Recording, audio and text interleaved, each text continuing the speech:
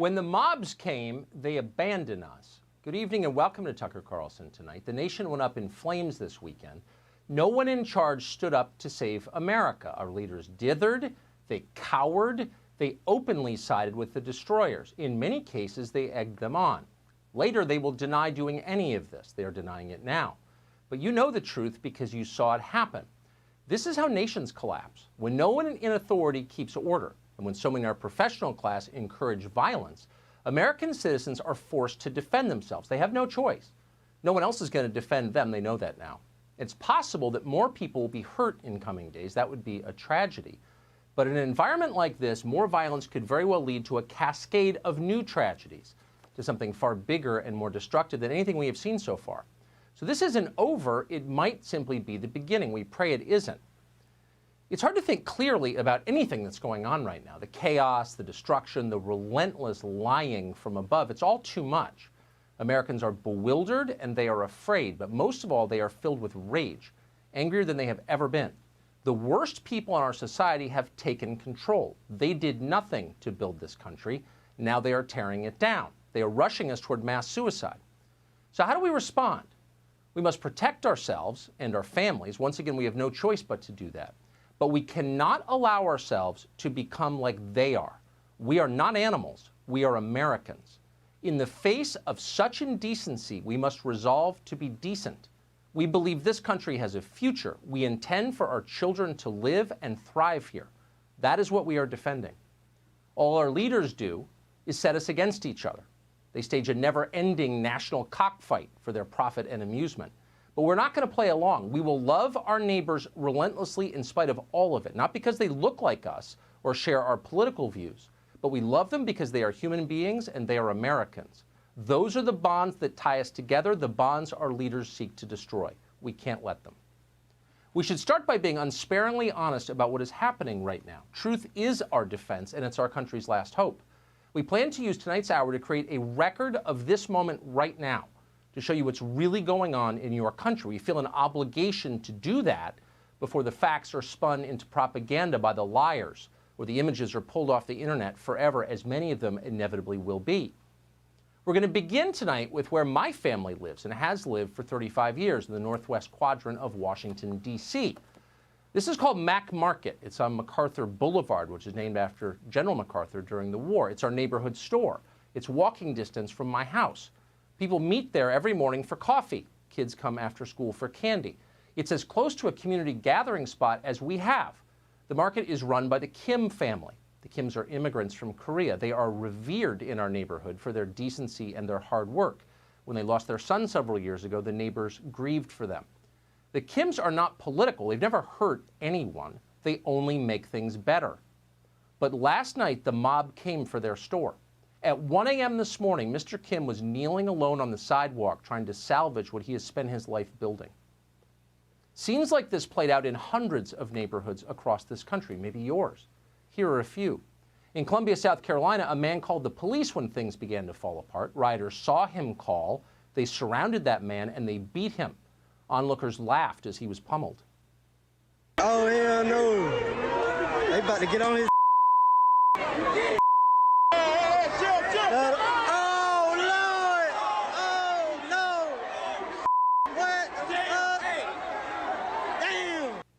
In Rochester, New York, a group of 8 men smashed the windows of a jewelry store. A couple who lived above the shop emerged to confront them. Both of them were viciously beaten with a ladder and a 2x4.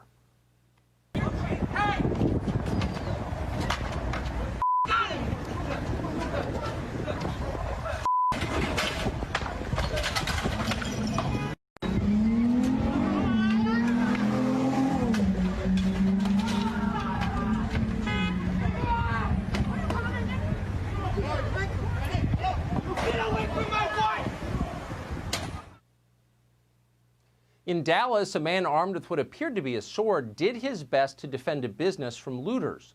The mob bashed him in the head with a rock and a skateboard. What they doing?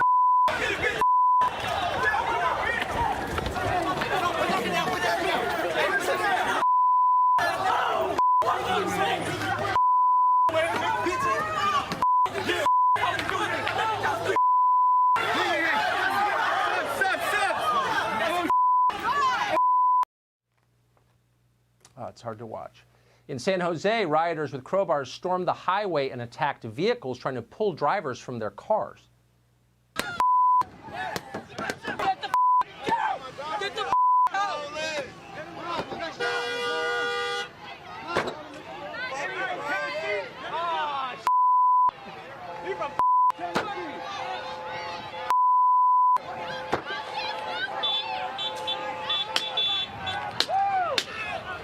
In Birmingham, Alabama, a local reporter called Stephen Quinn was beaten and then he was robbed on live television as he tried to cover the looting.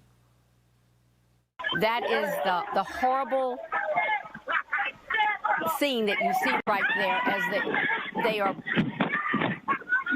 We're wanting to make sure that Stephen is all right. In Portland, Oregon, a man was beaten apparently for daring to carry an American flag in public. He never released the flag, by the way. Done with people like you. I have your opinion.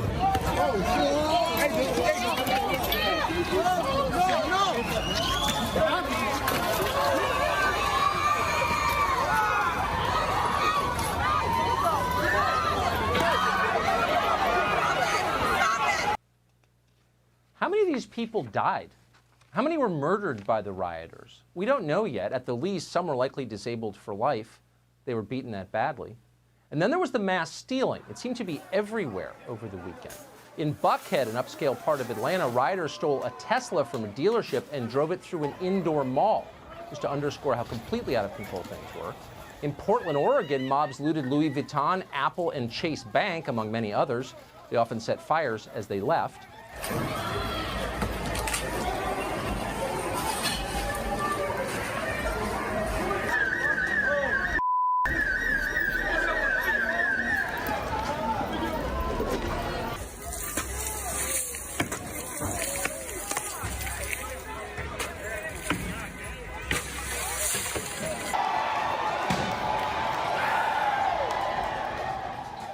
In Chicago, protesters fought systemic racism by running through a Nike store stealing shoes.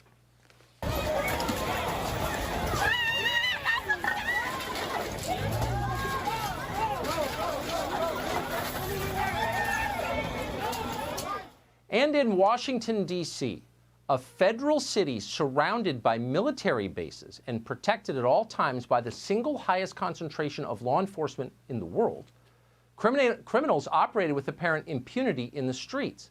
They looted Georgetown last night. They smashed the windows in federal buildings. They desecrated virtually every war memorial in the city a week after Memorial Day. And then, as you likely know, last night they set fire to St. John's Episcopal Church, a 200-year-old building that has welcomed every American president since James Madison. It's right across the street from the White House. For people stuck inside anywhere during this insanity, the sick, the elderly, the powerless, the experience was terrifying. Listen to this woman from Minneapolis. How was last night? Scary. They went straight to Office Max, the dollar store, and every store over here that I go to. I have nowhere to go now. I have no way to get there because the buses aren't running. So that's what's happening in America right now. We didn't play all of the tape we have. There's a lot of it. Some of the tape is too shocking, and honestly, it's too incendiary. We understand that television is an emotional medium, and we don't want to make things worse. We're not going to. But you get the point. The point is, this is a national emergency. It's a profound national emergency. But you would never know that from listening to our elected leaders. Almost all of them pretend this is not really happening, or if it is happening, it's just part of America's long tradition of vigorous political discourse. Politicians on both sides tell us that this is all about the death of a man in police custody in Minneapolis last week. The people burning down our country are protesters. They're engaged in a legitimate protest. Okay, what exactly are those protesters' demands? What are they asking for? If Congress agreed tonight to enact their program, what would the program be? Not a single person even hints at the answer because there is not an answer. No one has bothered to poll the guys beating up old ladies on the street or looting Gucci, but you've got to wonder how many of them have ever even heard of George Floyd. And if they have heard of him, what difference would it make? Violence and looting are not forms of political expression. If you were killed tomorrow, how many buildings would you want burned to the ground in your memory? How many old women smashed in the face on the street in your name? None, we hope, because you're not a vicious psychopath like the people you've just watched. In fact, what we're watching is not a political protest. It's the opposite of a political protest. It is an attack on the idea of politics. The rioters you have seen are trying to topple our political system. That system is how we resolve our differences without using violence. But these people want a new system, one that is governed by force. Do what we say or we will hurt you. You know this. You can see it for yourself on television. You have. But our leaders continue to lie. They tell us that's not true. This isn't happening. It's just a protest. Some Democrats have openly embraced what is happening. Really, they don't have much of a choice. These are their voters cleaning out the Rolex store. These riots effectively are the largest Joe Biden for president rally on record. In gratitude for that, more than a dozen Joe Biden for president campaign staffers donated money to the rioters in Minneapolis, and then they bragged about it on Twitter. No Democratic leader can directly criticize what is happening right now, and in fact, some have joined in. Over the weekend, the Democratic Party of Fairfax, Virginia, which is an important Democratic organization, released the following statement on Twitter. We're quoting it. Riots are an integral part of this country's march towards progress. Progress. Burning buildings, tear gas, dead bodies, the screaming injured, criminal anarchy. To the Democratic Party of Fairfax, that is called progress. Celebrity after celebrity has weighed in to agree on social media. From his fortified compound, basketball star LeBron James has used his accounts to encourage more rioting. Bernie Sanders surrogate Sean King has done the same. So has Black Lives Matter leader DeRoy McKesson. Colin Kaepernick openly calls for violence. Here's a quote. The cries for peace will rain down, and when they do, they will land on deaf ears, he says approvingly. Imagine shouting fire in a crowded theater, a theater with 325 million people in it called our country. That's what they've been doing and have been doing for days. When the violence began, what we needed more than anything was clarity in the middle of this. It's hard to see when the tear gas starts. Someone in America needed to tell the truth to the country. Instead, almost all of our so-called conservative leaders joined the left's chorus, as if on cue. On Friday, as American cities were being destroyed by mobs, the Vice President of the United States refused to say anything specific about the riots we were watching on television. Instead, Mike Pence scolded America for its racism. Carly Fiorina, once a leading Republican presidential candidate, tweeted that, and we're quoting, "It's white America that now must see the truth, speak the truth, and act on the truth." Meanwhile, Kay Cole James, who is the president of the Heritage Foundation, that's the largest conservative think tank in the country, you may have sent them money, hopefully for the last time. Kay Cole James wrote a long screed denouncing America as an irredeemably racist nation. Quote, how many times will protests have to occur? Got that? Have to occur. Like the rest of us caused this by our sinfulness. The message from our leaders on the right, as on the left, was unambiguous. Don't complain, you deserve what's happening to you. No one jumped in more forcefully or seemed angrier at America than former South Carolina Governor Nikki Haley. Quote, tonight I turned on the news and I am heartbroken, Haley wrote. It's important to understand that the death of George Floyd was personal and painful for many. In order to heal, it needs to be personal and painful for everyone. But wait a second, you may be wondering, how am I, quote, personally responsible for the behavior of a Minneapolis police officer? I've never even been to Minneapolis, you may think to yourself. And why is some politician telling me I'm required to be upset about it? Those are all good questions. Nikki Haley did not answer those questions. Explaining is not her strong suit. That would require thinking. What Nikki Haley does best is moral blackmail. During the 2016 campaign, she compared Donald Trump to the racist mass murderer Dylan Roof. How is Donald Trump similar to a serial killer? Nikki Haley never explained that. She wasn't trying to educate anyone. Her only goal was political advantage. Nikki Haley is exceptionally good at getting what she wants. She's happy to denounce you as a racist in order to get it. She just did. In this case, Nikki Haley's wish came true. The riots were indeed, quote, personal and painful for everyone. And then the pain kept increasing. 2 days after she wrote that, dozens of American cities had been thoroughly trashed, some destroyed. A country already on the brink of recession suddenly faced economic collapse. An already fearful population, locked down for months, had been thoroughly and completely terrorized. Mission accomplished. Let's hope Nikki Haley is pleased. We've now atoned. How did the Trump administration respond to the horrors going on around us? Well, yesterday morning, the country's national security advisor, Robert O'Brien, did a live interview from the White House lawn. Here's how it began. First thing I want to say on behalf of the president, he said this to the family, but our hearts and prayers are going out to the Floyd family. We mourn with them and we grieve with them, and what happened there was horrific, and I can't even imagine what that poor family's going through as this video is played over and over again. That should have never happened in America, and it's a tragic thing. The president said that from the start, and we're with the family, and as the president said, we're with the peaceful protesters.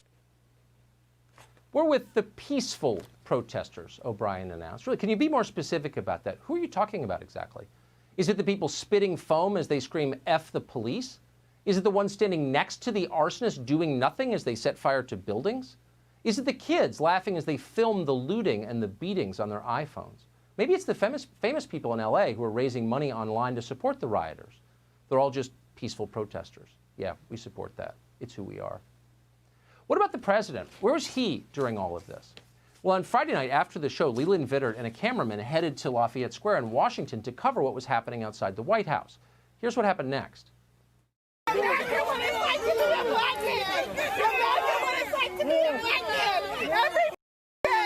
Fox News reporter is getting chased out by the George Floyd protesters here in front of at Lafayette Park. Look, there's water being thrown on the reporter here. Hey, look, this protester just took his mic. They just threw the mic at the reporter here. As you see, guys, things are spiraling here quick at the protest. That was in Lafayette Square in the center of our capital city. And the tape raised a troubling question. If you can't keep a Fox News correspondent from getting attacked directly across the street from your house, how can you protect my family? How are you going to protect the country? How hard are you trying? On Twitter the next morning, the president reassured America that he and his family were just fine. The federally funded bodyguards had kept them safe. He did not mention protecting the rest of the nation, much of which was then on fire. He seemed aware only of himself. For people who like Donald Trump, who voted for Donald Trump, who support his policies, who have defended him for years and years against the most absurd kinds of slander, this was a distressing moment. The first requirement of leadership is that you watch over the people in your care. That's what soldiers want from their officers. It's what families need from their fathers. It's what voters demand from their presidents. People will put up with almost anything if you do that. You can regularly say embarrassing things on television. You can hire Omarosa to work at the White House. All of that will be forgiven if you protect your people. But if you do not protect them, or worse than that, if you seem like you can't be bothered to protect them, then you're done. It's over. People will not forgive weakness. That's the one thing. By the way, that is not a partisan point. It is human nature. Nero is the only Roman emperor whose name most people still remember. Why? Because he abandoned his nation in a time of crisis, and 2,000 years later, we still don't forgive him. Donald Trump's response to these riots, which is ongoing, is the singular test of his presidency. About an hour ago, the president announced that he's going to marshal all available forces, military and civilian, to stop these riots. If a city or state refuses to take the actions that are necessary to defend the life and property of their residents, then I will deploy the United States military and quickly solve the problem for them. Good for him. Immediately after that address, the president walked over to St. John's, which, as we just told you, was burning fewer than 24 hours ago, and that provided a powerful symbolic gesture. It was a declaration that this country, our national symbols, our oldest institutions, will not be desecrated and defeated by nihilistic destruction. We fervently hope this all works. What Americans want most right now is an end to this chaos. They want their cities to be saved. They want this to stop immediately.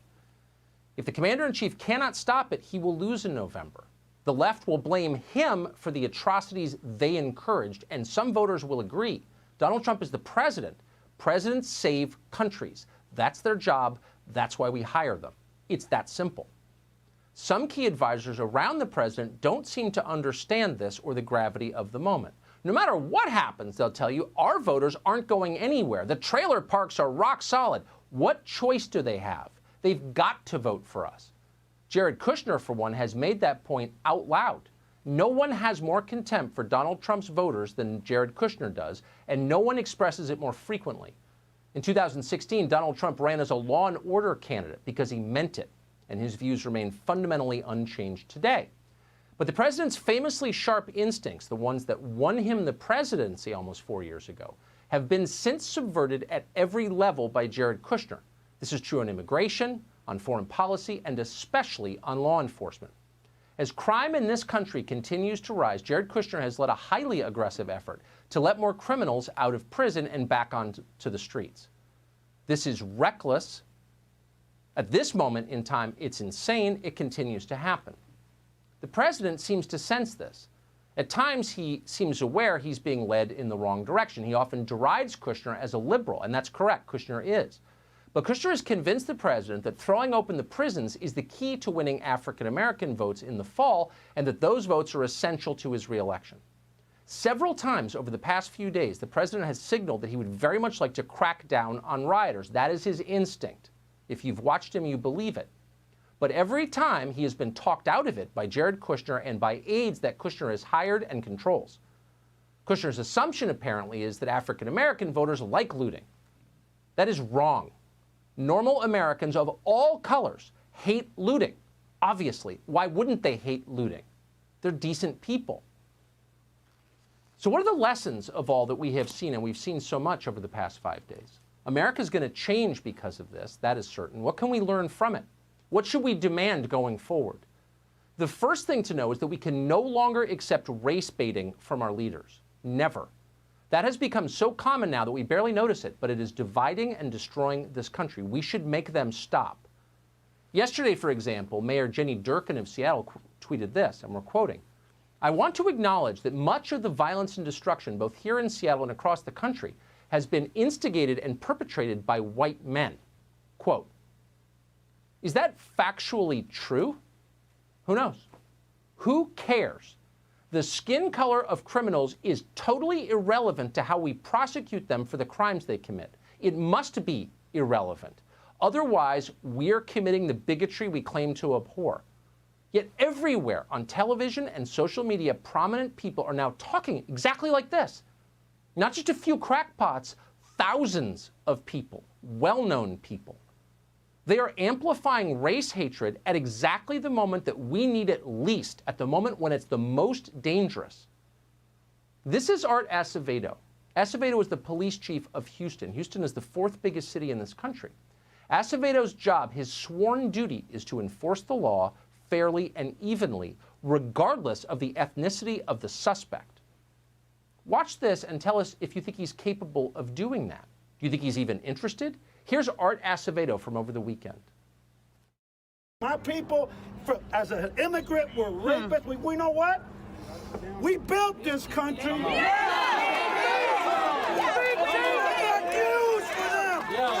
going nowhere. We're not going nowhere. The ship has sailed. So if you've got hate in your heart for people of color, get over it. Okay? Because this city is a minority-majority city. My people. If a police chief of any color said that, we would attack him instantly and we would mean it. It is wrong. When you run a law enforcement agency, you don't get to consider, quote, my people, much less claim your people deserve some kind of special consideration because they, quote, built this country. No. Your obligation is not to consider your people, but all people, and consider them equally. Period. Art Acevedo is not even trying to do that. Imagine being arrested by this creep. Think you'd get a fair shake? There's almost nothing that hurts America more than this. If you are worried about the rise of extremism here, and honestly, you should be worried, this kind of insanity is absolutely certain to cause it. And let's be clear, when we say extremism, we're not talking about unconventional views that get you bounced off Twitter or scolded by the corporate HR department. We mean actual extremism, where people espouse violence against other people, where large groups come to believe their racial identity is the most important thing about them.